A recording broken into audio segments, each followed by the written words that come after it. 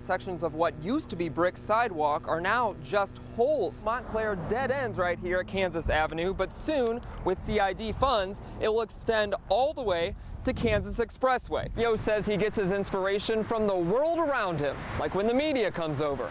And his goal is to make his Legos as lifelike as possible. And this is the first evening rush hour the city has seen since it shut down Campbell Avenue. The problem is many don't want to shell out thousands just to upgrade. Many car thefts happen simply because it's just so easy. You have to keep your grass below 12 inches, and once it reaches a height like this, city will take action.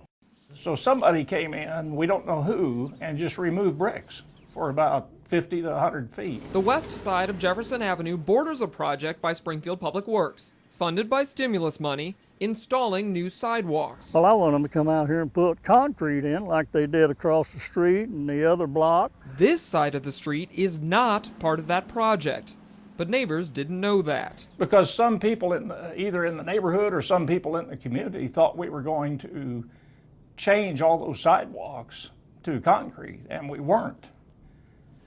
So they just started helping themselves to the bricks. It's been over 2 months since people come along here and dug them up. We don't know who it is. We don't have a clue. That's when these signs went up. The goal, keep the bricks in place. You know, we're not going to replace these sidewalks, so don't steal our bricks. Whoever stole the bricks threw a wrench in the city's plan. I'm afraid somebody's going to come along here and fall. They need to fix it. And left a hole for neighbors. But what about this? What the city can't explain is who took Jim Evans' concrete sidewalk. That has nothing to do with me. And I'm worried about people getting hurt. And then in the case of the missing bricks, they were just gone. Now, the concrete piece, I'm not sure. We'll have to check on that, and it'll be replaced. The city says all the holes, whether they were brick or concrete before, will be replaced with concrete. We're going to have to do something, of course, with that hole where the bricks were removed. So we'll be putting concrete back there. That's good news for neighbors who don't care what they're walking on as long as there's a walkway. And I'm just afraid somebody's going to get hurt, and I'm tired of it looking like this. A trickle today could easily be a flood tomorrow. When it pours, flash flooding is the talk of the town at Fast Night Creek. Down towards this end, it gets flooded all the way across the street. Flooded roadways, stalled cars, and plenty of onlookers. You get a lot of rubberneckers that go down there and just sit and watch. We don't go down there. We just sit up here and watch it from the house. Neighbor James Mead says it's a sight he'd like to see dry up. That's why he and others living here don't seem to mind this. It's been a little noisy and dusty, and then we got a, detour, but it really hasn't been all that bad yet. If it'll fix the problem, hopefully it'll be okay. It looks like I'm gonna get some new sidewalk, and they're gonna probably resod my yard they chopped up, so maybe there's something in it for me, huh? Monday, the city shut down Campbell Avenue between Meadowmere and Catalpa. It will be closed for 4 months to build a new bridge over Fast Night Creek.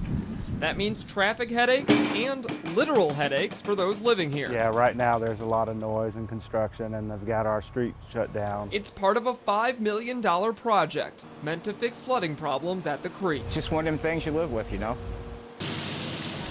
I heard sounds like they were taking trash out, like metal or something. Neighbor Cheryl Osborne was the first to call 911, fearing for her neighbor's safety and her own. I honestly wondered, because what's that, 10 feet, 12 feet, from my house. Neighbor Karen Brown called shortly after. There were flames shooting out of the top window, out of the front window.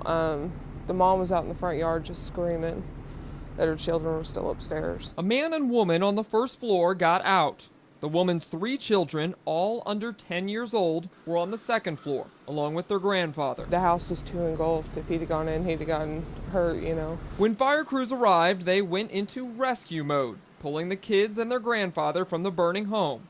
Shortly after, 2 of the children died. You hate to hear any type of fatality, but then when there's potentially 3 children involved, it really hits home. That could be us, I felt as a mother, my heart is out to her. I don't know what I would do. With the investigation still ongoing, neighbors are left waiting for answers. My child's going to school saying that 2 children went to heaven, so it hits home.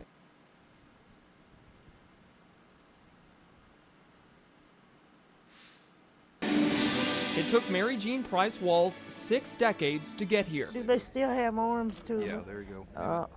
All right. The last time she wore a cap and gown, she was 18. My stomach's not as queasy as it was when I had one on 50 some odd years ago, because I had to face a group of people. She graduated salutatorian of her class. She wanted to become a teacher, but she never got to go to college. We missed out on having you, and what a shame for us. That's right. Friday, she was recognized for her struggles.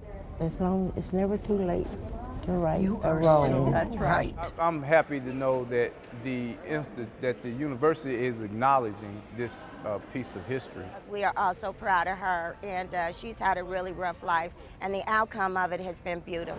You know it's going to be like this, did you? No. While she never attended MSU, there are few on campus who don't know her name. Thank you for the life lessons you've taught us. Friday, she got the graduation she was denied in her youth. Today we will award degrees to 527 students. Among hundreds, Walls was honored. I'm gonna help you. A woman who always wanted to be a teacher, may not work at a school, but she's certainly teaching a lesson about perseverance. Thank you. It's surreal. Be able to have this moment, share it with the university, with the world, with my family. It's surreal.